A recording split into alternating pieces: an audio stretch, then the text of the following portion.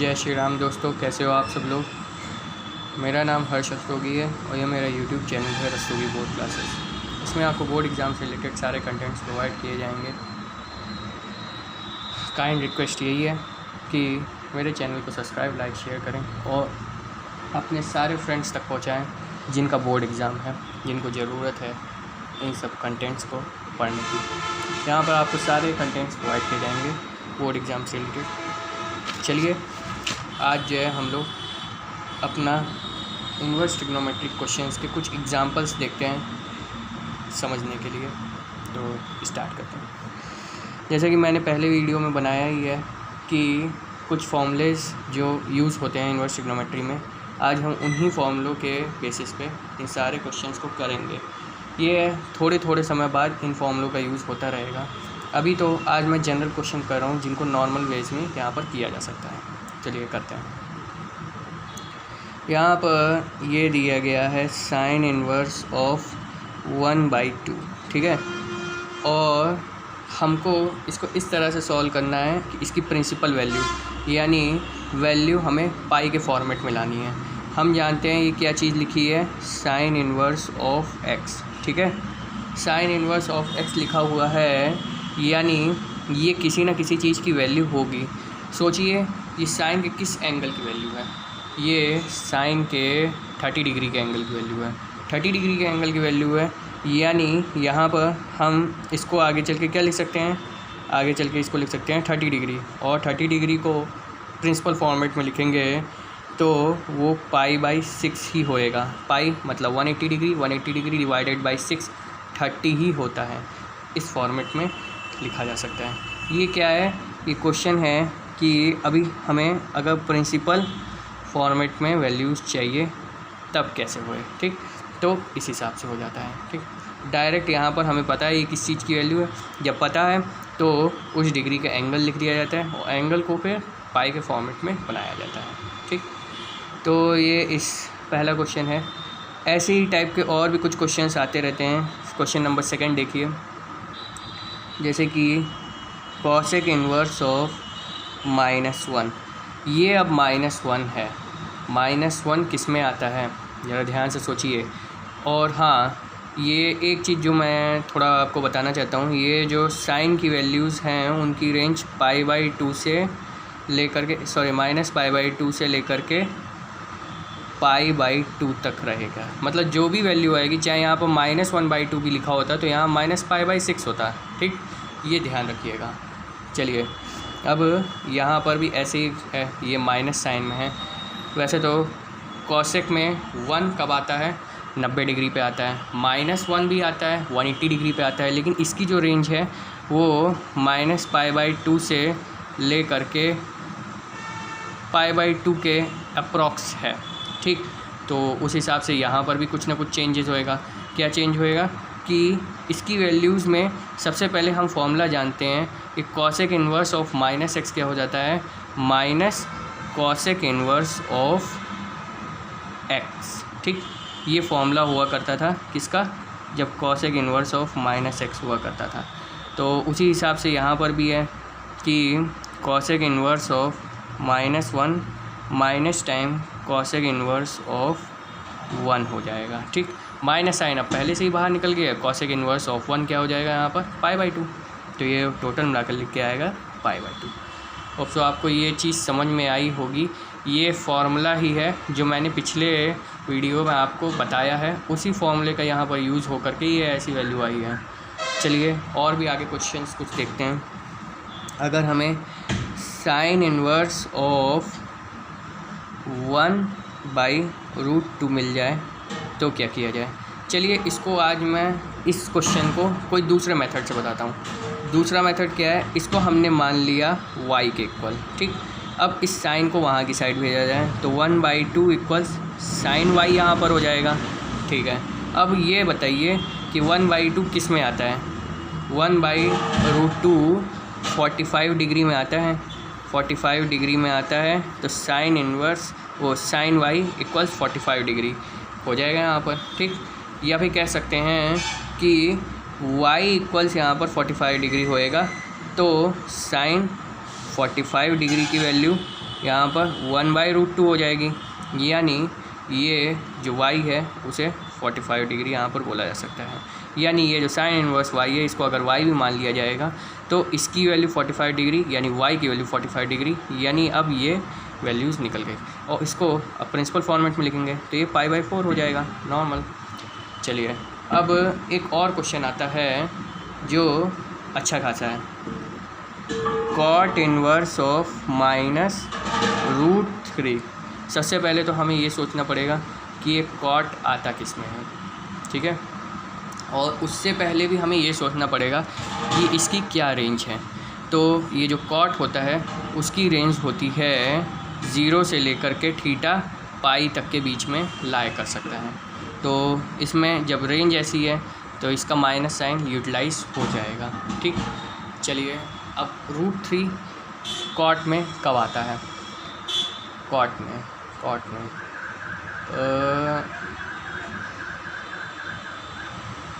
I think so ये 30 degree पे आता है, ठीक। तो 30 डिग्री पे जब आता है तो अगर पाई के फॉर्मेट में लिखेंगे तो यहाँ क्या आ जाएगा, कॉट इन्वर्स √3 जो कि वैल्यू है वो यहाँ पर पाई के फॉर्मेट में 150 डिग्री, यानी यहाँ पर 3π/4 होएगा, तभी आ पाएगा यहाँ पर वैल्यू लगभग 150 हाँ 3π/4 पे ही आएगी इसकी वैल्यू, जो कि लगभग यहाँ पर बैठा देगी √-3 की वैल्यू। या फिर इसको और भी सही फॉर्मेट में सॉल्व किया जाए तो कुछ इस तरह का भी किया जा सकता है। Cot inverse of pi minus ये किस पे आ रहा है, ये आ रहा है π/3 पे, ठीक है। तो अगर ऐसा आ रहा है तो ये हो जाएगा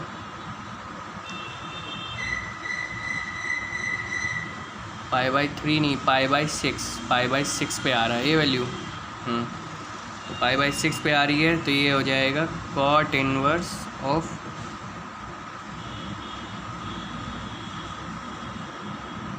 पाई 5π/6। लेकिन ये जो है ये नहीं होगा, ये डायरेक्ट यहाँ पर 5π/6 ही लिखा जाएगा, ये कॉट इन्वर्स नहीं होगा इस टाइम, क्योंकि ये वैल्यू जो है इस फॉर्मेट में आ चुकी होती है इसके कारण। चलिए ऐसे टाइप के और भी क्वेश्चंस आते रहेंगे। अब आ रहा है एक अच्छा खासा क्वेश्चन जिसको समझना आप लोगों को बहुत ज़रूरी है। कॉस में tan इन्वर्स ऑफ 3/4, इसको हमें प्रूव करना है 4/5 के इक्वल। ये क्वेश्चन थोड़ा सा अच्छा है। इस क्वेश्चन में tan इन्वर्स ऑफ 3/4 दिया गया है। tan इन्वर्स ऑफ 3/4 को कुछ ना कुछ मान लिया जा सकता है।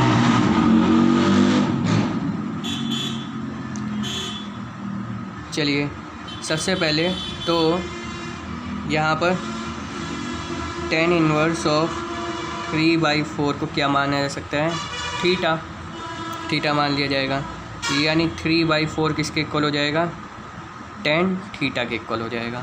और हमें ये कॉस के फॉर्मेट में चाहिए चीज़ें, तो चलिए ठीक है, इसको हमने थीटा मान लिया। और अब हम कह सकते हैं कि इसको थीटा माना है तो ये क्या हो जाएगा, कॉस थीटा हो जाएगा। कॉस थीटा लिखा जा सकता है ना, यहाँ पर tan इन्वर्स को थीटा लिखा गया है और कुछ नहीं किया गया है, ठीक। और अब देखा जाए तो ये जो कॉस थीटा है इसको 1/sec थीटा लिखा जा सकता है।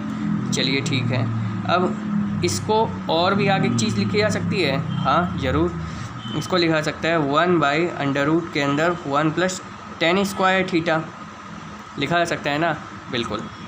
और अब tan² थीटा की वैल्यू रख दी जाए, यानी tan थीटा की वैल्यू रखी जाए, तो ये जो कॉस थीटा जो हम सॉल्व करते आ रहे हैं वो क्या हो जाएगा, √, के अंदर 1 + tan थीटा, यानी 3/4 का होल स्क्वायर, जो कि क्या हो जाएगा 4 का स्क्वायर का अंडर रूट अपॉन 4 का स्क्वायर प्लस 3 का स्क्वायर, यानी हो जाएगा 4/25, यानी कॉस थीटा इक्वल्स 4/5। अब थीटा ओरिजिनली में क्या है, tan इनवर्स ऑफ 3/4 है, तो ये cos of tan inverse of 3/4 लिखा जा सकता है, जो कि किसके इक्वल आ गया, 4/5। प्रूव्ड। ठीक, तो इस तरह के भी क्वेश्चंस कभी कभी पूछे जा सकते हैं, शॉर्ट में ही पूछे जाएंगे, लेकिन इम्पॉर्टेंट क्वेश्चन है ये भी।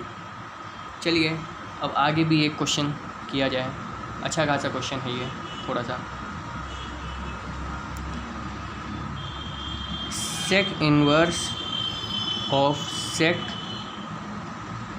11π/3 इक्वल्स π/3 आना चाहिए। चलिए ये क्वेश्चन अच्छा है भी, और आप लोगों को थोड़ा सा डाउटफुल भी कर सकता है। इसमें हमें ये प्रूव करना है, ध्यान रखिए, ये हमें क्या करना है, प्रूव करना है। तो सबसे पहली बात, कुछ बच्चे यहाँ पर सोच रहे होंगे सेक इनवर्स सेक है और साथ में थीटा है, तो डायरेक्ट थीटा इसमें वैल्यू आ जाएगी, यानी 11π/3 आ जाएगी, तो हम प्रूव इसमें कैसे कर पाएंगे। ठीक, तो वैसे नहीं करना है, यहाँ पर हमें इसको इस तरह सॉल्व करना है जिससे ये टोटल वैल्यू आए। चलिए, सेक इनवर्स ऑफ सेक, यहाँ पर इसको 4π - 11π/3 लिखा जा सकता है कि नहीं लिखा सकता है।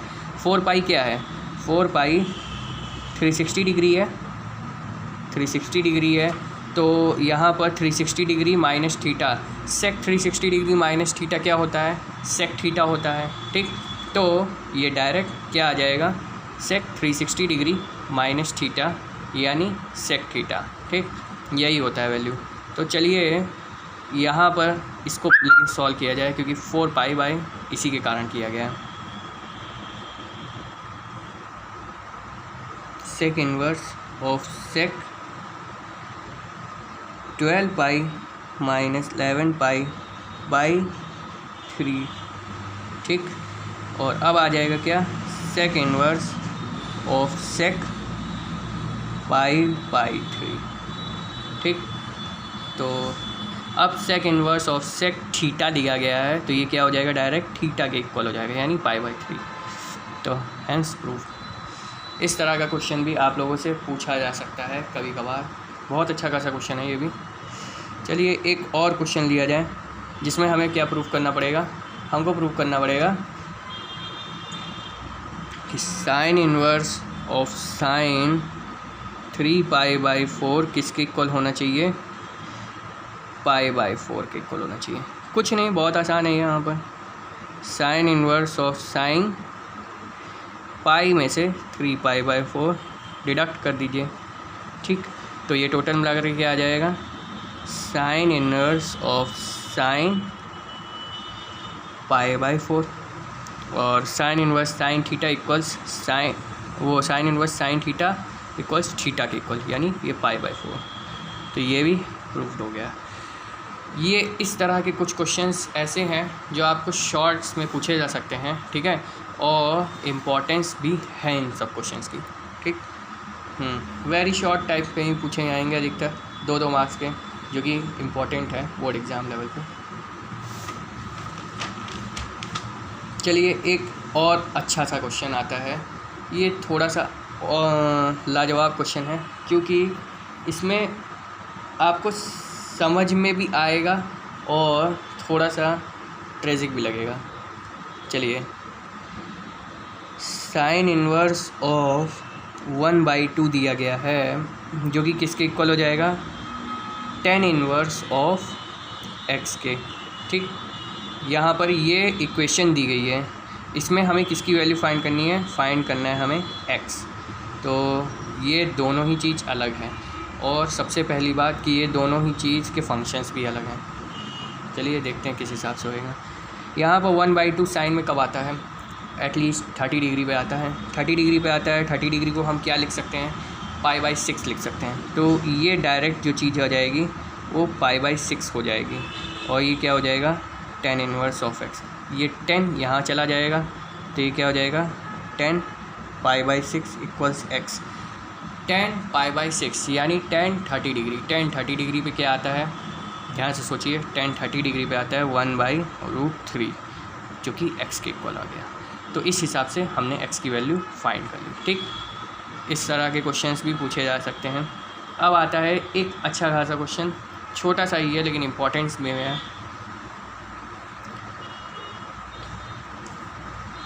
कॉट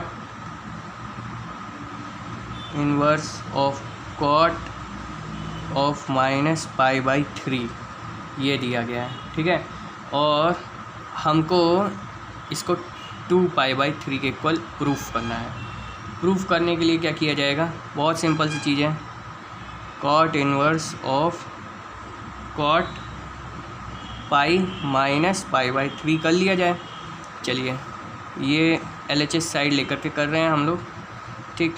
और ये क्या आ जाएगा, कॉट इनवर्स ऑफ कॉट 2π/3 के इक्वल आ जाएगा। और फिर कॉट कॉट हट जाएंगे, मतलब cot inverse cot of theta equals theta के इक्वल होता है, तो ये 2π/3 डायरेक्ट आ जाएगा। Hence proof. होप सो आपको ये सारे क्वेश्चन समझ में आए होंगे। आगे भी कुछ ऐसे ही टाइप के क्वेश्चंस आपको मिलते रहेंगे। इन्वर्स ट्रिग्नोमेट्री एक अच्छा खासा टॉपिक है, इससे बोर्ड एग्ज़ाम में लगभग 10 से 15 मार्क्स के क्वेश्चंस आने के चांसेस होते हैं, ठीक है। तो चलिए, आप लोग इसको जितना हो सके उतनी प्रैक्टिस करिएगा एंड चैनल को सब्सक्राइब कर दें और ऐसी वीडियो पाने के लिए थैंक यू।